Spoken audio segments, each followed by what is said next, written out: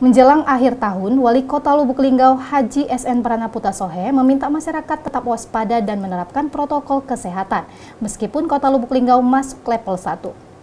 Hal tersebut diungkapkan orang nomor 1 di kota berslogan Sebiduk Semare menanggapi batalnya pemberlakuan pembatasan kegiatan masyarakat level 3 oleh pemerintah pusat yang tadinya direncanakan berlaku mulai 24 Desember. Dari kita, tentu itu bukan soal batal atau tidak batal, tapi warning itu disikapi untuk kita tetap waspada. Artinya, jelang akhir tahun tidak ada kegiatan-kegiatan yang berlebihan, seperti contoh perayaan Tahun Baru itu tidak diperkenankan baik di hotel maupun di tempat-tempat umum di tengah masyarakat. Jika kegiatan perayaan Natal itu kan sesuai dengan level daerah masing-masing, kita sudah memasuki level 1, artinya 75% kita sudah boleh. Selain itu, Nanan menambahkan tetap mengingatkan masyarakat untuk harus menjaga prokes. Jadi, kita jangan terlena bahwa PPKM level 3 dibatalkan. Bukan berarti kita batal terus, kita bebas, tapi tetap saja kita waspada.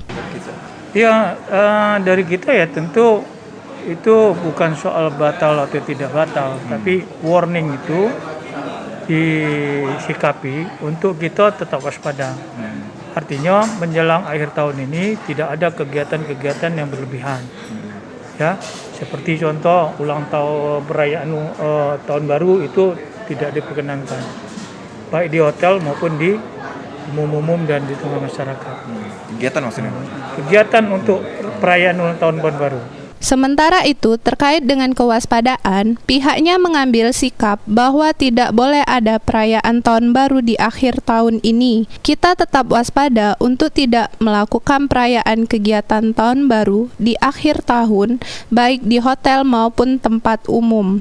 Rajab, Silampari TV melaporkan.